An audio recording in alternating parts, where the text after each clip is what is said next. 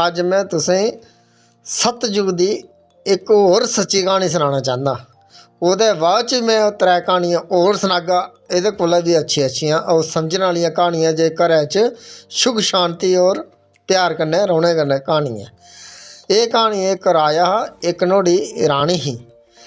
ते एक दिन केह् हुआ, बड़ा प्यार हा उं'दा। एक दिन केह् हुआ, रानी इन्नी बमार होई, बड़ी ज़्यादा बमार होई। उन्हें केह् कीता, ओह्दे कुल दे जेह्के बी ऐहे उस वेल्ले केह् होंदे, सतयुग च ब्राह्मण होंदे हे, उ'नें सददे हे।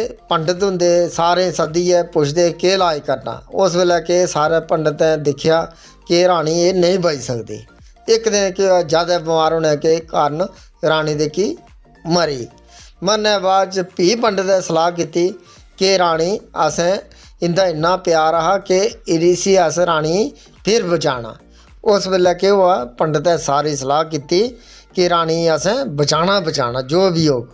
उस वेल्ले केह् कीता, राजे आखेआ कि तुस अपनी अद्धी आजू देई सकदे रानी, ते रानी जिंदी होई सकदी। राजा बड़ा खुश होया। राजा खुश होया कि उ'नें आखेआ कि राजा सवेरै न्हाई धोइयै भगवान विष्णु दी पूजा करियै ते तुसें एक परतक्खन लेइयै गंगा जल दी ओह्दे उप्पर छड़कना ते रानी जिंदी होई जाग। वाकेआ सवेरै दिल्लै राजा उट्ठेआ, न्हाई धोइयै गेआ, पूजा पाठ कीती, रानी उप्पर एक परतक्खन देने दे बाद च केह् हुआ, राजे गंगा जल रानियै च गंगा जल सुट्टेआ।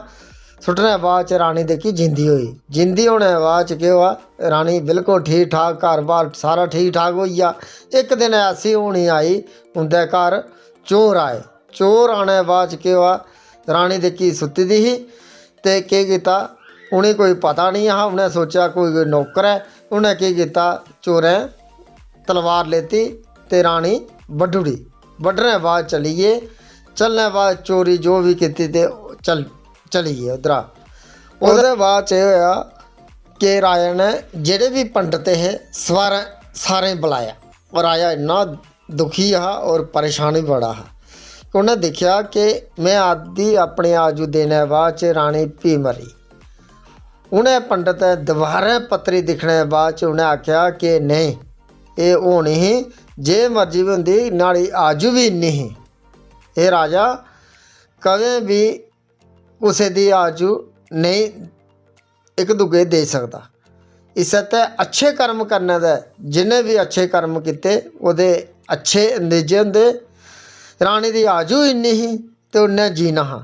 एह् कोई भी आजू जेह्की इक दूसरे उप्पर नेईं पाई सकदा कि मैं तुगी आजू देई ओड़ां ते जिंदा रौह्ग। इस्सै ते एह् भगवान विष्णु जेह्के आदेश दिंदे न कि अच्छे कोला अच्छे कर्म करो।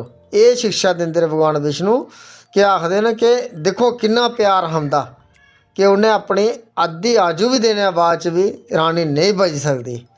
इस्सै ते एह् वीडियो जेह्की सुनने ते समझने ते सारें ते एह् अपनी परानी जेह्की सतयुग दी क्हानी ऐ। एह् जिन्ने तुस अग्गें भेजगे ओह्दे बाद च मैं तुसें त्रै वीडियो होर अच्छियां समझने आह्लियां क्हानी सनागा और बरकत घरै च होग, बड़ा बैनिफिट होग। जय विष्णु भगवान।